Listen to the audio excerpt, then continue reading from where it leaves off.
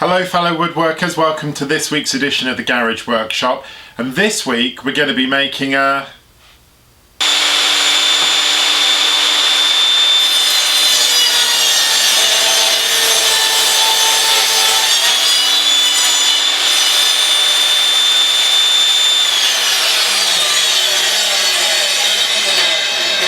cross-cut sled for my table saw. Roll the intro.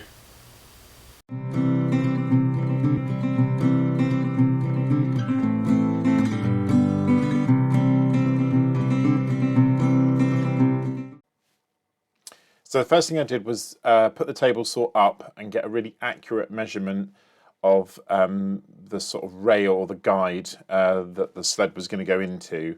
It was 19 mil, the measurement, which was a bit awkward. It would have been easier if it had been better.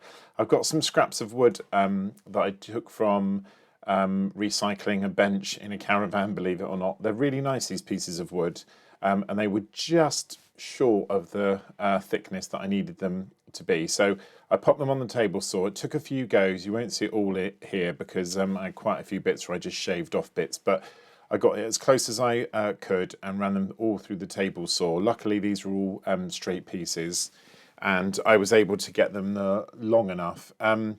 Bit tricky this, and as you can see, not very easy to cut. Please be careful if you're using a table saw. I know my table saw very well and I'm not complacent at all. I am always very safe. You can see I've got my full PPE on using it there. So when I cut the first strip down, I tried it and as you can see it was just a little bit too big. Not much, literally about 1 millimetre. So I tried the offcut. I don't know why I thought that would work, but it didn't. So then I just barged over the table saw as close as I could get it to the rail without it actually grinding against the fence, and then I got that through. This was very, very tricky and not 100% straight, and you'll see later on when I come to put the rails in, I had to do some sanding here because this bit wasn't very straight at all, but I got it through the table saw, and then when I offered it up it was a much better fit. As you can see, it fits in. There's a little bit of wiggle in there, but not too much. But I decided I wanted to have a second option. So I used a scrap of wood and I took the other piece and I got it much closer. And obviously using that sort of sacrificial scrap of wood gave me the opportunity to get the blade right on to the piece I was cutting. Again, it wasn't perfectly straight, but it did give me the option of having two pieces of wood. And when I put it in, that was a much better fit. It did need a little bit of sanding, but it was a much better fit than the first bits had been. So with that done, I cut the two rails down to size, and as you can see, I just sanded them off. Now at this stage, I was only looking to sand the bottoms to make sure they moved in and moved out. I then moved on to the piece of board that was actually going to be the actual sled. Again, I had another offcut here, and the reason I chose this piece of kitchen unit was it had three sides that were sort of laminated or edge stripped. So I cut it down to exactly the size that I wanted, and then I just took off the three edges. I took this edge off because it was quite rough underneath. You can't see it very clearly from there, but I wanted to get it exactly how I wanted it. So I got the three bits off, and I was left with the sled sort of in the making.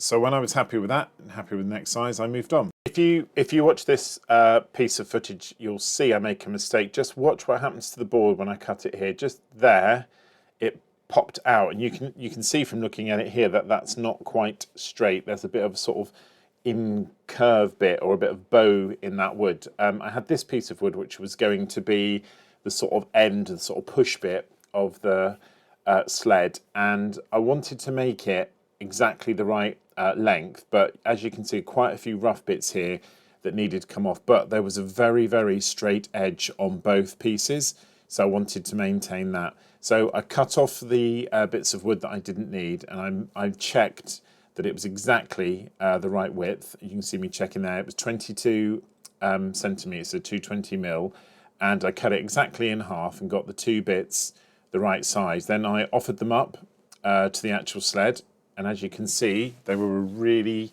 really good fit. I was pleased with how they turned out, and here was my sort of T-rail that my stop's going in. The next thing was a glue up, which I did film, believe it or not, but I'm still having a few camera issues, and that footage didn't save. And also the camera's moving around quite a lot here. I have no idea why. So after I drilled it, I made my second mistake, which was trying to screw it, realising that the glue just hadn't worked. And as you can see, it's lifting away there. This is partly because I sort of done it in a bit of a cock-handed way, really. But I managed to sort that out. I reclamped it, got the screws on, and it was remarkably level. You can see from the little angle there, it was really level. So I was very pleased with that. I just used 3 normal wood screws to fix it down, and then rotated it and did exactly the same on the other side. I started off by countersinking the drills. I sort of pre-drilled them, and then I just used a normal drill bit and actually drilled the holes down, and I sort of did the bit afterwards, did the screws afterwards. But after that, it was done. It was nice and straight when I jimmied out that little rubber foot. Quite annoying, those things. I've taken a million of those out. But I was very pleased, and as you can see, the angles all match nicely. The next stage was to fit the T-track, I think this is called. I used my marksman here to get the exact holes, and actually when I offered it up and put it on, there was a little bit of movement. This board's not very easy. I tried to sort of clamp it, but that didn't work. Not very easy, this board to screw into, and I decided to go for a sort of middle rather than the end, so then I could pivot it and get it exactly right, which I managed to do. It looked a lot better in real life than you see on here. Here is where I had my next biggest mistake. I bought a special miter saw stop, and I don't understand why, but I got the wrong one. The actual sort of width of it that it fits, the track is much, much wider. It's like a normal size track, and this is actually a very narrow track, so it doesn't fit. So the next thing I did, I just got 4 washers, you can see there, and I just put them in and then rested the wood on the top, so just to raise it up enough that I could get the wood glue, get the super glue in. I put a little bit of CVA glue up and down here, so I could get them in, then put the top of the sled on the top, and then glue it down. There's 2 red clamps there were just to help keep it in place, which thankfully it did. So I blocked the shot a bit there, but I got them all nice and level and pushed all the glue down and just waited a couple of minutes for the super glue to set, and as you can see, it came straight off. Just to be sure, I also screwed it. I just wanted to make sure that the rails weren't going to move anywhere, because obviously with something as precise as this, you don't want the rails to slip either side because it will affect the movement. When I'd screwed the rails to the bottom, it did the first sort of 2 or 3 run-throughs it was quite difficult to get it to slide. I think that was only because, as I'd cut the wood when you saw earlier, it was slightly wider in a couple of places. And when I ran my hand, you can actually sort of see, looking at the left-hand rail, there's like a tiny little bulge. And I think that was just getting caught at the top of the rail. So when I'd glued and screwed it all down, and I was happy with how the screws were sitting, and none of them were sitting proud so that it wasn't getting caught on those, I did roll it back again, and I could just feel it's sort of a little bit of stiffness almost when I was rolling it up and down. So I got out the sanding block.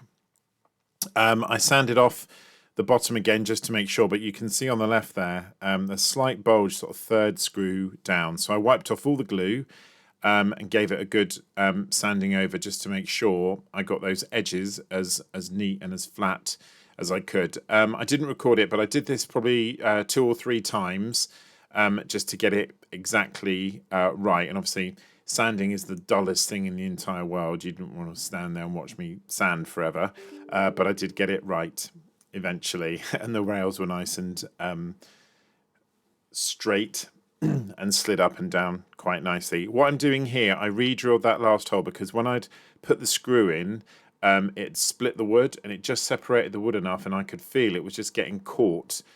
So I gave it another good sanding just to make sure it was exactly right, and I was very happy with how the rails ran after that.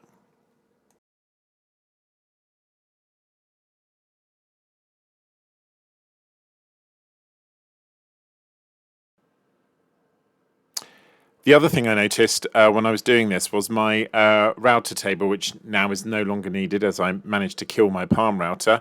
Just the edge of the sled was catching on that as well. So I just took that off, and when I tried the sled up against it, it worked much better with that not on there.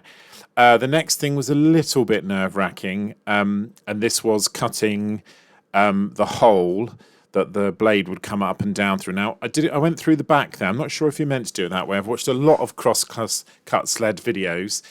Some, they did that on the back just to give you more cutting space. I decided to.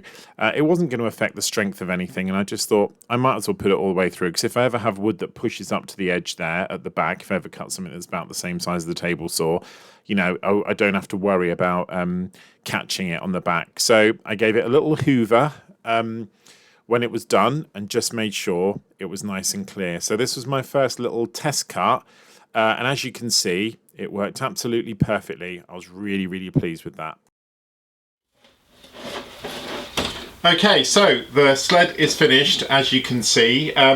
Very pleased with how it turned out. It is very sturdy. Again, made from the recycled kitchen unit. It's got a lot of holes in it, but that doesn't matter, because at the end of the day, it's functional. It's absolutely perfectly square and in line with my table saw.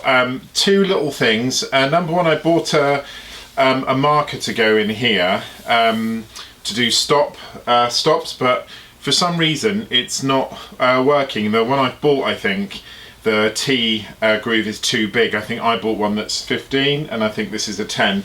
So that's one thing that I need to do. And the other thing is I need to get some wax and put it on the bottom of the slide, because the two rails here, although they do slide, they catch a little bit of friction. So I'll get some, I think I'll just get a candle and put some candle wax on it and hope that that cures it. But I am pleased with how it's turned out. Again, it turned out exactly as I thought it would, and it works perfectly on the table saw. Thank you so much for watching this week's video. If you haven't subscribed, please do so. If you are a regular viewer, thanks for viewing. Please don't forget to like and leave a comment. I hope you have a fantastic week, fellow woodworkers, and I'll catch you next week on the Garage Workshop. See you then.